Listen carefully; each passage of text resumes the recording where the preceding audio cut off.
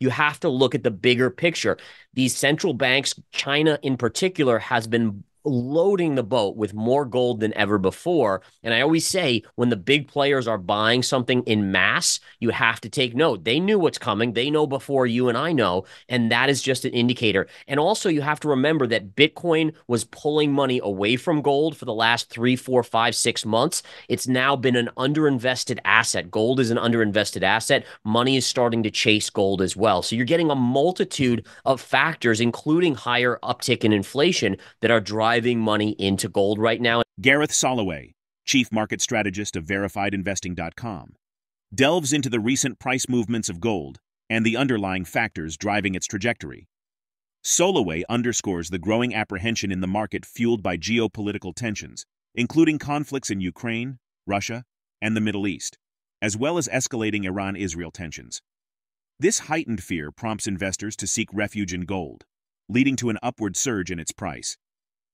Despite Federal Reserve Chair Jerome Powell's emphasis on maintaining a restrictive policy stance for an extended period, with indications of keeping interest rates elevated due to persistent inflation and robust labor demand, gold prices rebounded to $2,400 in Wednesday's early American session. The precious metal aims to surpass new all-time highs, targeting $2,430. Soloway offers insights into the bullish outlook on gold, citing technical analysis pointing to a $2,540 price target based on an inverse head and shoulders pattern.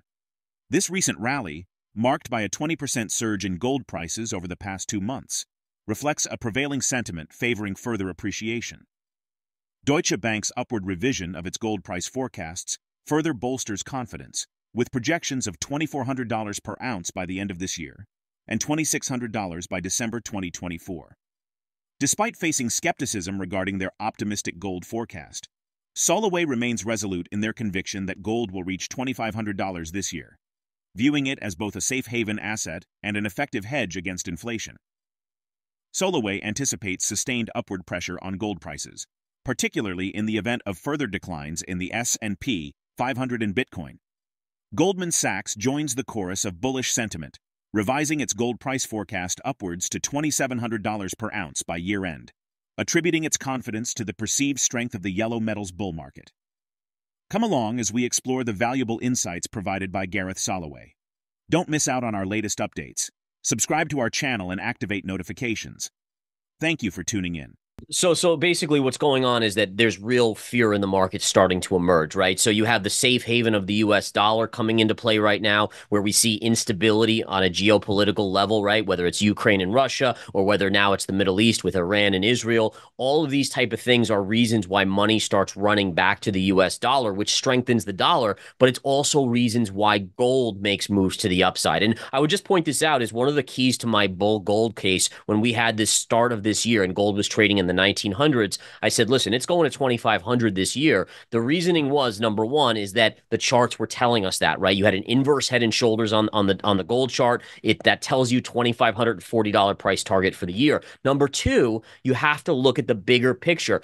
These central banks, China in particular, has been loading the boat with more gold than ever before. And I always say when the big players are buying something in mass, you have to take note. They knew what's coming. They know before you and I know. And that is just an indicator. And also you have to remember that Bitcoin was pulling money away from gold for the last 3, 4, 5, 6 months. It's now been an underinvested asset. Gold is an underinvested asset. Money is starting to chase gold as well. So you're getting a multitude of factors, including higher uptick in inflation, that are driving money into gold right now, and it's also helping keep the dollar strong, frankly. Now, one thing I'll just point out, Bitcoin's down about 17 to 18% for the year. The S&P is down about 5%. Right. So now just map that out. What if the S&P drops another 5 or 10%? Where does that put Bitcoin? Gold should remain strong under these conditions, considering that we know it's a safe haven as well as an inflation hedge. And I think, again, gold still hits that 2,500, which, by the way, when I said that, it was $600+ away. It's really kind of close now, so it doesn't seem like like that lofty of a target, but people made fun of me when I said it. So I still think it's headed much, much higher in the coming years because I Okay. think the financial Yeah, debt just is for only going this to year. go Yeah, just higher. for this But year. just for this year, I think we at least tagged $2,525, $2,540.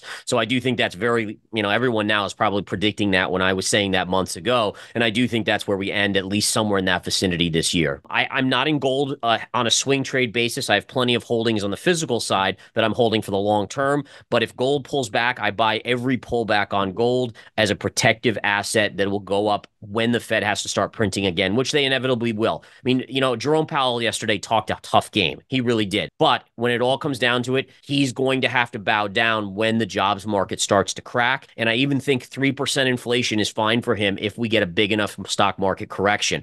Last thing I'll say is that why did anyone expect inflation to go down to 2%? I mean, I'm floored. I was floored when people were making this prediction. When you have stocks at all-time highs, cryptos at all-time highs, those are inflationary factors. Then you looked at all of the commodities. I mean, Oil oil too. was Yeah. hitting multi-month highs, copper, I mean, all of these commodities, coffee and cocoa, right?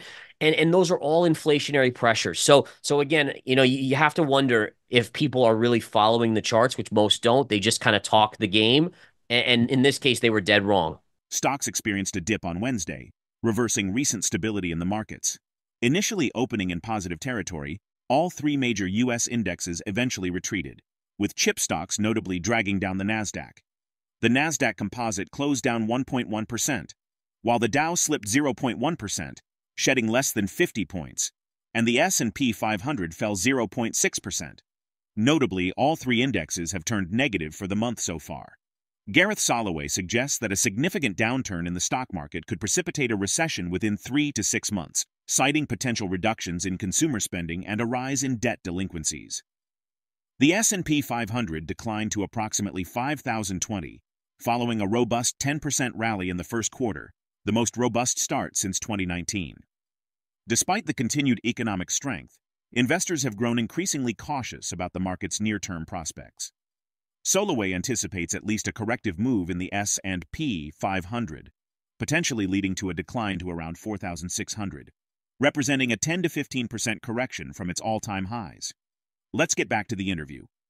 So, so listen, there's so many cracks emerging, right? You look at U6 underemployment, which is unemployment, but it's basically people that are looking for full-time jobs and they're only getting part-time. Remember, when you get a part-time job, if you want a full-time job, you're still considered employed when they report those monthly non-farm payrolls. But there's an uptick already in underemployment. We see full-time work declining, so people have lost full-time jobs net over the last few months, even though part-time has gained enough to overcompensate. If you look at the government jobs, and I know you have all these charts too, but the government has been adding people left and right to their employment, which has been offsetting a lot of the private sector layoffs. So the signs are already there that we're weakening. And now that was before we even saw interest rates go from 4% back to 4.7% and the inflation numbers uptick, which is going to slow the economy even more. So it is coming, folks. It is coming probably by year end.